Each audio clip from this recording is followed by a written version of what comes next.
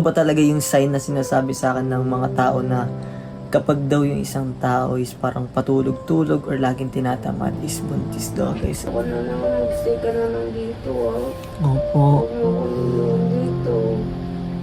Masama pakiramdam ko, dapat inaalagaan mo ko, di ba? Opo. Kaya mo pa nang umalis na. Love you, dito ka na lang, ha? Sige na. It's Jerez time. So yun guys, time check tayo. 10:30 PM na ng gabi at nandito tayo ngayon sa kwarto ni AJ. At syempre as usual guys, and nagpapahinga pa rin si Love guys. Kanina pa yan natutulog. Mahigit, ewan ko guys, syempre hindi naman siya totally puyat palagi, pero kasi palagi siyang patulog-tulog. Ganun na lang palaging cycle niya. Tulog, kain. Ewan ko guys, ewan ko kung yun ba or ito ba talaga yung sign na sinasabi sa akin ng mga tao na kapag daw yung isang tao is parang patulog-tulog or laging tinatamad is buntis daw, guys.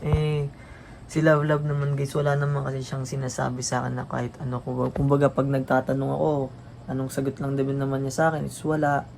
Ano bang dapat niyang sabihin? Ako naman na guys, parang ayoko naman siyang i-force kung may gusto ba siyang sabihin saan. Malay niyo naman, i-surprise lang naman niya tayo. Ayoko mag-overthink or something na ano guys. Pero, kaya lang din ako nag-video guys. Dahil syempre, di ba sabi naman namin sa inyo kahapon na, ayun nga, nag-gym na kami nila kuya, nila ate, nila love guys. Pero kasi, mukhang hindi niya kaya ngayon mag-gym. Kaya magpapaalam lang muna ako na aalis na muna tayo dyan guys, dahil anong oras na din, 10:30 na guys, baka anong oras na naman kayo matapos. Kaya samahan nyo magpaalam. Love. Love. Ano lang po, magpapaalam lang sana ako. Saan? Mag-gym lang po. Mag-gym ka? Ano? Anong kasama mo? Sila, syempre, sino ba bang kasama ko? Si ate, tsaka si kuya. Oh.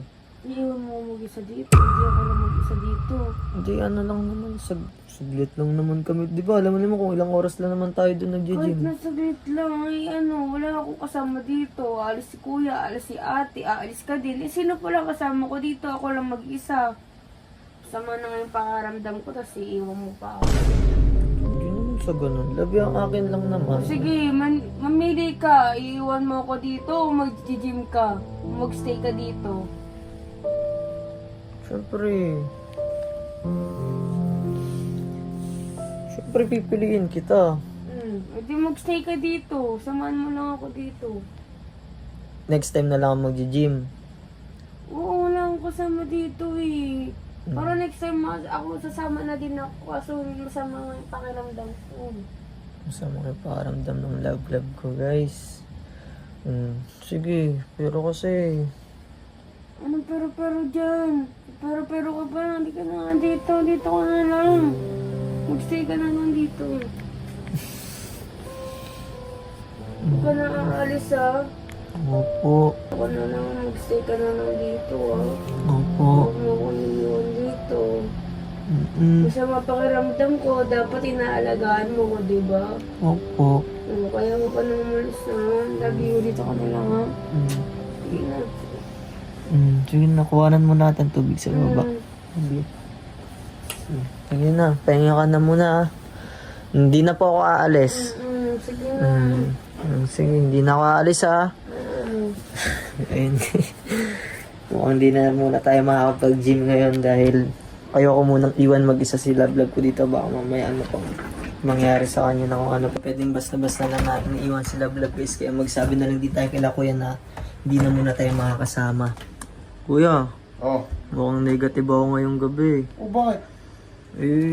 Kailangan ng kasama ni Love ngayon eh. Nakabihis na ako. Hinihintay ko na lang kayo. Hindi, next time mabawi na lang ako pag kasama na ulit siya. Di kayo mag-gym? Hindi, kayong dalawa ni ate ako, pahinga na muna ako. Mas kailangan na ako ni Love ngayon. Bakit? Masama yung pakaramdam eh. Sige na kuya. Sa next time bawi na lang ako ha. Sige, siguro din mo yan ha. Oo kuya.